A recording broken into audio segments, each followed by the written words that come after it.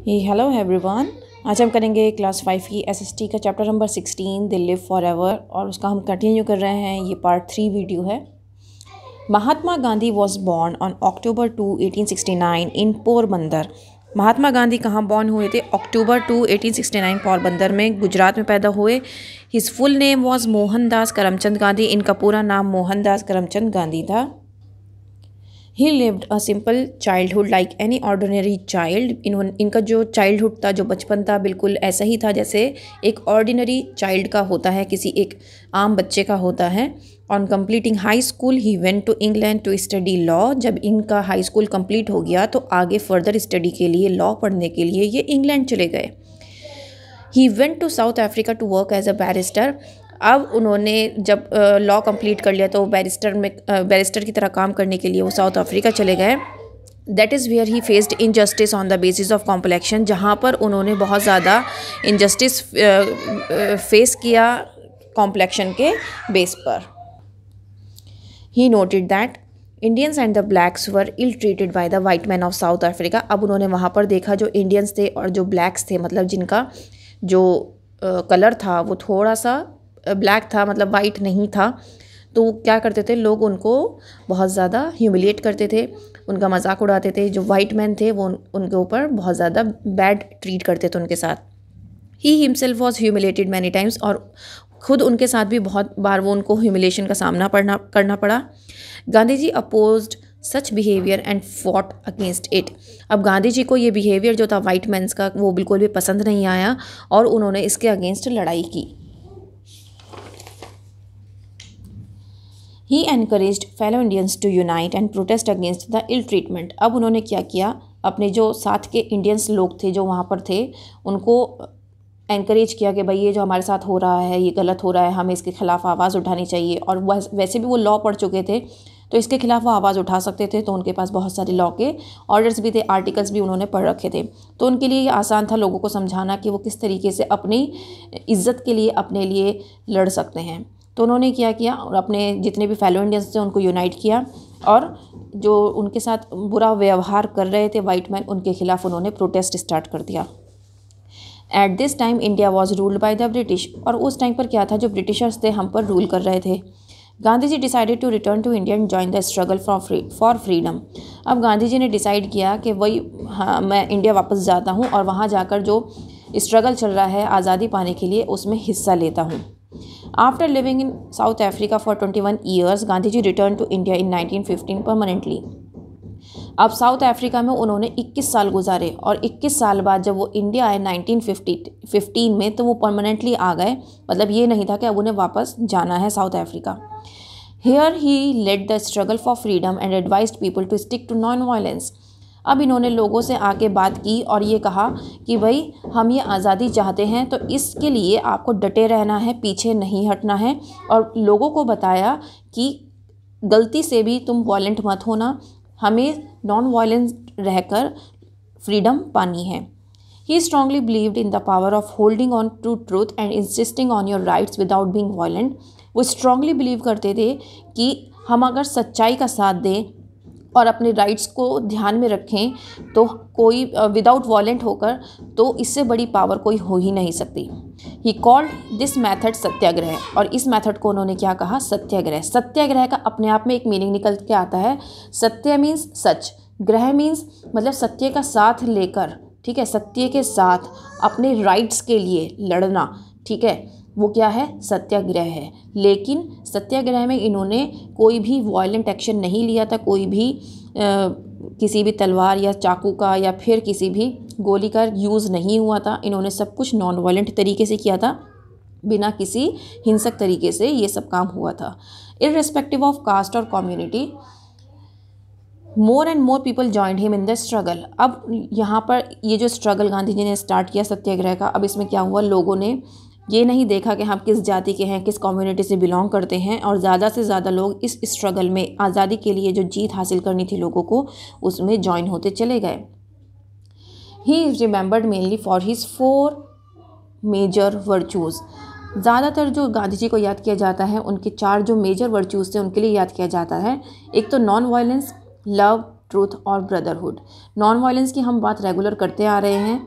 प्यार, सच्चाई और एकता, भाईचारा, जो गांधी जी कहते थे कि भाईचारे के साथ रहिए, सबको एक जगह मिलाकर रखते थे और कभी भी भेदभाव नहीं करते थे। ऊंच और नीच जाति के उनमें कोई भी भावना नहीं थी। तो इस चीज़ के लिए उनके ये 4 जो वर्चूज़ थे वो आज भी लोग याद करते हैं। These 4 virtues remained his tools throughout the struggle for independence। और ये जिनके 4 वर्चूज़ थे ये इंडिपेंडेंस के लिए मेन टूल रहे। मतलब लोगों ने जो इंडिपेंडेंस हासिल करी उस टाइम पर स्ट्रगल किया, तो ये जो 4 मेन वर्चूज़ थे इसके बलबूते जो गांधी जी थे अपनी एक इतनी बड़ी एक ग्रुप जो थे वो बना पाए थे। अगर गांधी जी भेदभाव करते तो इतने ज़्यादा लोग इस वायलेंस में, इस एक्ट में, इंडिपेंडेंस के लिए जो स्ट्रगल चल रहा था इसमें कोई भी पार्टिसिपेट नहीं करता। लेकिन क्योंकि गांधी जी भाईचारे को, प्यार को, सच्चाई को और नॉन वायलेंस को बहुत ज़्यादा मानते थे, तो इसलिए लोगों ने उनका बहुत ज़्यादा साथ दिया। He carried on the struggle on the principles of non-violence and led the non-cooperation movement, the Swadeshi movement, to boycott foreign goods, the Dandi March to break the salt law imposed by the British, and Quit India movement। अब क्या हुआ, अब ये वही struggle तो चल ही रहा था और कौन से प्रिंसिपल्स पे चल रहा था, नॉन वायलेंस के प्रिंसिपल में चल रहा था। और जिसकी वजह से नॉन कॉपरेशन मूवमेंट, स्वदेशी मूवमेंट जो था उसने भी एक अपनी जो राह थी वो पकड़ ली थी। और जो ये मूवमेंट चलाए गए थे, स्वदेशी मूवमेंट जो चलाया गया था वो ये था कि भाई आपको बॉयकॉट करना है फॉरेन गुड्स का, आपको फॉरेन गुड्स को यूज़ नहीं करना है। डांडी मार्च इसलिए चलाया गया था कि जो सॉल्ट लॉ बनाया था उसको ब्रेक करना था, जो कि ब्रिटिशर्स ने बनाया था, और जो क्विट इंडिया मूवमेंट था। At last his efforts paid of and India became an independent nation on August 15, 1947। अब भाई लास्ट में जब इतना सब कुछ उन्होंने स्टार्ट कर रखा था तो कहीं ना कहीं तो उन्हें जीत हासिल होनी ही थी और हमें फाइनली इंडिपेंडेंस मिल गई August 15, 1947 को, जिसको आज भी हम सेलिब्रेट करते हैं 15 अगस्त को। While granting freedom, the British divided the country into 2 nations।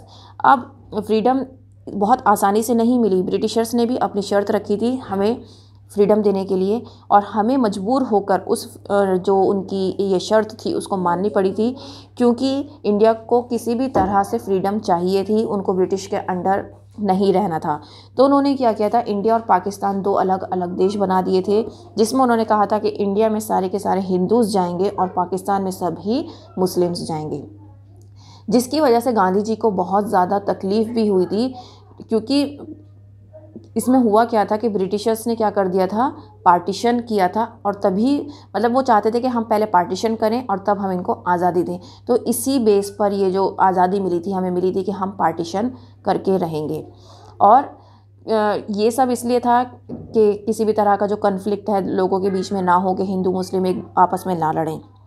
Some people were against this decision. अब कुछ लोग ऐसे थे जो इस डिसीजन के अगेंस्ट थे उस टाइम पर। They held Gandhi ji responsible for the partition. और उन लोगों ने गांधी जी को रिस्पॉन्सिबल बताया कि भाई ये पार्टीशन जो हुआ है ये गांधी जी की वजह से हुआ है, अगर वो चाहते तो ये पार्टीशन ना होता, भाई ब्रिटिशर्स को हम रूल करने देते फिर उनके according. Out of anger and resentment one opponent shot him dead at Birla house on January 30।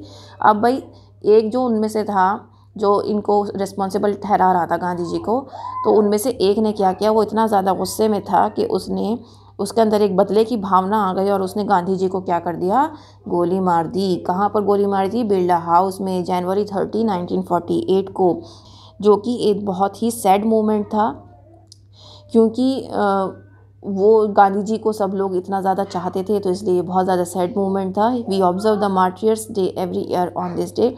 इसीलिए इस दिन को हम मार्टियर्स डे के रूप में मनाते हैं हर साल। Gandhi ji was not only a political leader. जो गांधी जी थे वो सिर्फ और सिर्फ एक पॉलिटिकल लीडर नहीं थे, वो एक सेंट भी थे जो कि सिंपल लिविंग और हाई थिंकिंग में बिलीव करते थे।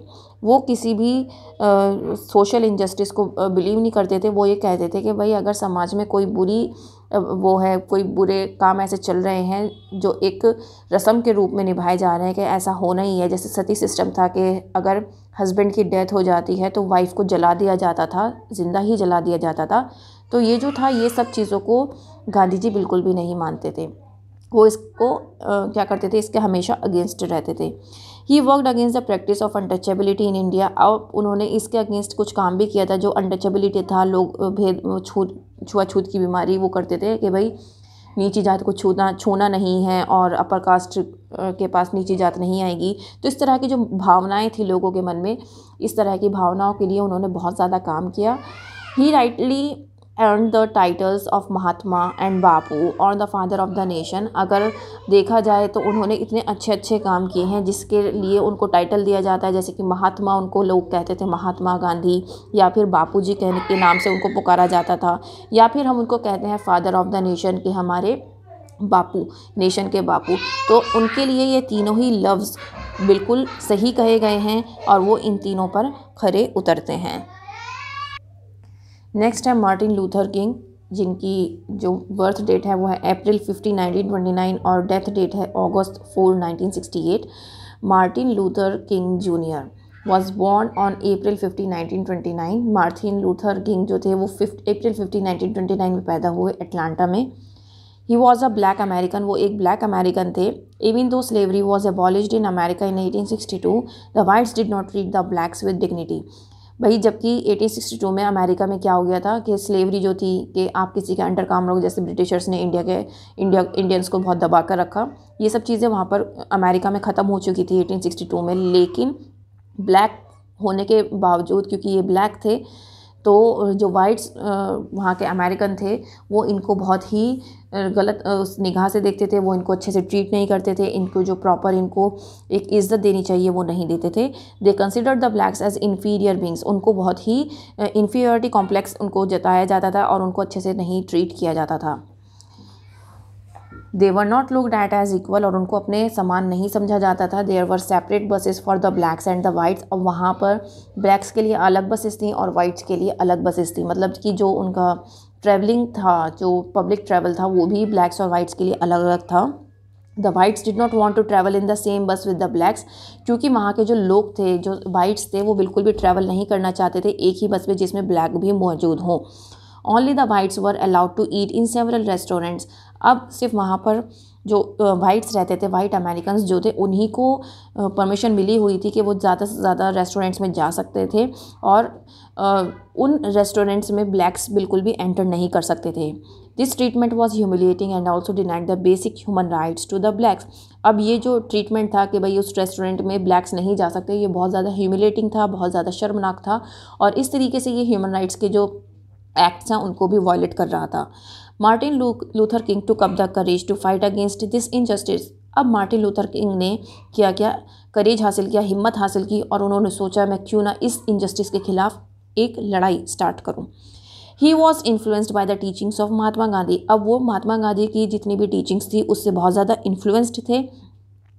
ही हैड रीड अबाउट सत्याग्रह और पीसफुल रेजिस्टेंस अगेंस्ट इनजस्टिस। अब उन्होंने सत्याग्रह का भी मूवमेंट जो था वो बहुत अच्छे से पढ़ा था, और किस तरीके से उन्होंने इनजस्टिस के खिलाफ आवाज़ उठाई थी वो सब वो बहुत अच्छे से जानते थे। तो इस चीज़ को उन्होंने बहुत अच्छे से समझने के लिए, महात्मा गांधी की टीचिंग्स को बहुत अच्छे से समझने के लिए इंडिया में विजिट किया 1955 में, और जो नॉन वायलेंस का जो एक प्रिंसिपल था उसको उन्होंने बहुत अच्छे से समझा और उससे बहुत ज़्यादा इम्प्रेस हो गए, और पीसफुल रेजिस्टेंस जो था सत्याग्रह का, वो गांधी जी का, महात्मा गांधी जी का, वो उन्होंने अडॉप्ट किया।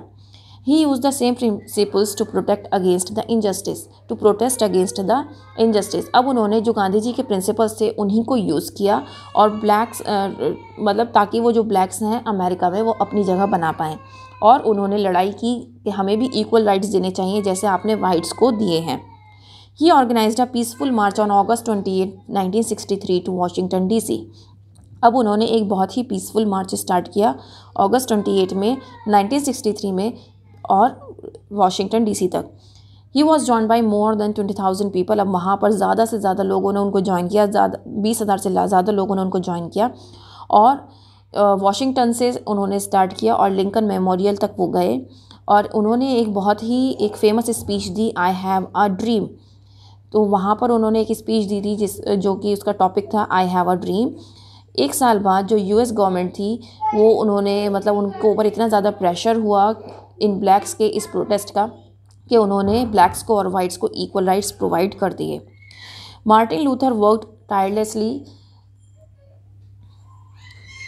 To eliminate social injustice. अब उन्होंने दिन रात मेहनत की है मार्टिन लूथर किंग ने, ताकि वो समाज से जितना भी इनजस्टिस है उसको निकाल कर बाहर फेंक सकें। उन्हीं की एफर्ट्स की वजह से उनको नोबेल प्राइज़ भी मिला पीस के लिए, नोबेल प्राइज़ फॉर पीस 1964 में उनको ये जो अवार्ड था ये दिया गया था। उनकी वजह से जो ब्लैक्स था वो भी, उनको भी एक राइट ये मिला था कि वो वोट कर सकते हैं। उससे पहले तक क्या था कि सिर्फ वाइट्स ही वोट कर सकते थे। Unfortunately he too was shot dead in 1968 at young age of 39। ये एक बुरी ही खबर थी कि उनको भी गोली मार दी गई थी 1968 में, जबकि वो 39 ईयर्स के थे। The world will always remember him for his selfless and bold acts which brought dignity and peace to the blacks in American. जो कि एक दुनिया उन्हें याद रखती है कि उन्होंने अपने बारे में ना सोचते हुए सभी के लिए, जितने भी ब्लैक्स थे वहाँ पर, उनकी डिग्निटी के लिए, उनकी पीस के लिए, उनके लिए राइट्स की मांग की थी और एक प्रोटेस्ट स्टार्ट किया था। Next one is Mother Teresa. Mother Teresa की बर्थ डेट है अगस्त 26, 1919 और डेथ डेट है सितंबर 5, 1997। Mother Teresa was born on August 26, 1990 में in Skopje, then part of Yugoslavia. पहले यूगोस्लाविया का पार्ट होता था ये, और आज के टाइम में नाउ रिपब्लिक ऑफ मैसेडोनिया। अब ये कहाँ का पार्ट है? रिपब्लिक ऑफ मैसेडोनिया का पार्ट है, जहाँ पर मदर टेरेसा पैदा हुई थी। एक ये बहुत ही अच्छी ह्यूमैनिटेरियन थी। She was religious from the very beginning. She became a nun in a convent at the age of 16। अब ये बहुत ज़्यादा रिलीजियस भी थी और ह्यूमैनिटेरियन मतलब ये ह्यूमन्स के लिए बहुत कुछ करती थी, हमेशा लोगों से घिरी रहती थी, क्योंकि उनके लिए हमेशा सोशल जो वर्क होता था वो बहुत अच्छे से करती थी। और ये इन्होंने नन बन गई थी एक कॉन्वेंट में जब ये 16 साल की थी। The convent sent her to India at the age of 18। Convent से इन्होंने इंडिया में भेजा इनको जब ये 18 साल की थी। She first came to Darjeeling and then move to Kolkata. ये सबसे पहले दार्जिलिंग में आई और फिर कोलकाता चली गई। She taught at the Loreto school इन कोलकाता। अब इन्होंने कहाँ पर पढ़ाया? लोरेटो स्कूल में पढ़ाया, कोलकाता में। One day on way to her accommodation she saw a slum. एक दिन क्या हुआ, वो जब घर जा रही थी, एकोमोडेशन मतलब उनका घर, जहाँ वो जा रही थी, उन्होंने एक स्लम देखा। स्लम क्या होता है? जहाँ पर गरीब लोग रहते हैं, जहाँ पर झुग्गी झोपड़ी वाला जो एरिया होता है वो स्लम कहलाता है। The condition of the people in the slum disturbed her badly. जब उन्होंने उस स्लम की कंडीशन देखी तो उसको देखकर उनकी जो मेंटल स्थिति थी उसको बहुत ज़्यादा उनका धक्का लगा। उनका हार्ट जो था वो बहुत ही सॉफ्ट था, क्योंकि वो उन लोगों से घिरी रहती थी, बहुत ज़्यादा सोशल वर्क करती थी, तो उनको ये सब देखकर बहुत ज़्यादा तकलीफ़ हुई। She could not sleep for many days. और इसी वजह से उनको बहुत दिन तक नींद भी नहीं आई। और उनके अंदर एक बहुत ज़्यादा एक स्ट्रॉन्ग डिज़ायर थी कि वो उनको कुछ ऐसी टीचिंग दें प्रोफेशन की, और या फिर उनको कुछ हेल्प करें किसी भी तरीके से, ताकि वो लोग सफ़र ना कर सकें। She prayed to God to give her strength and guidance to achieve her heart's desire. अब वो रोज़ाना प्रेयर करती थी अपने गॉड से कि भाई मैं जो चाहती हूँ मैं वो कर पाऊँ, तो मुझे इतना स्ट्रॉन्ग बनाओ और मुझे अंदर इतनी पावर पैदा करो। हर prayers were answered on September 10, 1937। अब क्या हुआ? देखो, कहते हैं ना कि सिर्फ दुआ काम नहीं करती, दवा भी करनी ज़रूरी होती है। तो सिर्फ दुआओं ने काम नहीं किया, उन्होंने उस चीज़ के लिए करने की कोशिश भी की। उन्होंने हाथ पे हाथ रख के नहीं बैठी या सिर्फ ऊपर वाले से दुआ नहीं करती रहीं। उन्होंने रेगुलर इस जर्नी में अपना साथ बनाए रखा। वो किसी न किसी तरीके से लोगों के पास जाती और उनसे मिलती और उनको किसी तरीके से हेल्प करने की कोशिश करती। Her prayers were answered on September 10, 1937 during a train journey from Darjeeling to Kolkata. अब उनकी प्रेयर्स जो थी उनको ऊपर वाले ने जवाब दिया था 10 सितंबर 1937 को, जब वो ट्रेन से दार्जिलिंग से कोलकाता जा रही थी। उन्होंने she heard a voice guiding her to give up her profession and serve the poor and the downtrodden. उन्होंने एक वॉइस सुनी जो कि हेल्प करती थी कि लोगों को, जो बहुत गरीब लोग हैं, उनको कोई रोज़गार देना या फिर उनके लिए कुछ अच्छा करना। Ever since she started looking after them. और उसके बाद से उन्होंने उन लोगों को भी अच्छे से देखना स्टार्ट कर दिया। Mother Teresa is also known as the saint of gutters. याद रखिएगा, सेंट ऑफ गटर्स किसको कहा जाता है? मदर टेरेसा को कहा जाता है, क्योंकि वो क्या करती थी? रेस्क्यू करती थी किड्स को and other suffering people lying near garbage piles. अब जहाँ पर मतलब बहुत गंदगी होती है और वहाँ पर लोग रहते हैं, तो वहाँ से उस जगह पे रहने वाले लोगों को बहुत ज़्यादा बीमारियाँ भी होती हैं। तो उस जगह से वो उनको निकालती थी, जिसकी वजह से क्या होता था, लोग बहुत उनको मानते थे। इसीलिए उनको सेंट ऑफ गटर्स कहा गया है, क्योंकि गटर्स मतलब जहाँ पर बहुत गंदगी रहती है और लोग वहाँ रहते हैं, ठीक है। इन 1950 she setup the missionary of charity. अब 1950 में उन्होंने एक मिशनरी खोली, चैरिटी, जो नाम था missionary of charity. Her aim was to serve the poorest of the poor. अब उन्होंने ये जो चैरिटी, ये जो मिशनरी स्कूल खोला था, ये जो खोला था उन्होंने, ये इसलिए खोला था ताकि वो पुअर्स की मदद कर सकें। She and the people working with her believe that serving the poor was like the serving Christ. अब वो बिलीव करते थे और जो उनके साथ भी काम करते थे वो ये मानते थे कि अगर हम जो गरीब लोग हैं उनकी मदद करेंगे तो हम ऊपर वाले को राज़ी कर रहे हैं। अब उन्होंने उनके लिए एक घर भी बनाया था, जो पुअर लोग थे उनके लिए एक घर बनाया था जिसका नाम था निर्मल छाया, और यहाँ पर फिजिकली चैलेंज्ड पीपल रहते थे। She opened many schools and orphanages for children. अब उन्होंने बहुत सारे स्कूल खोले थे और एक अनाथ आश्रम खोले थे बच्चों के लिए।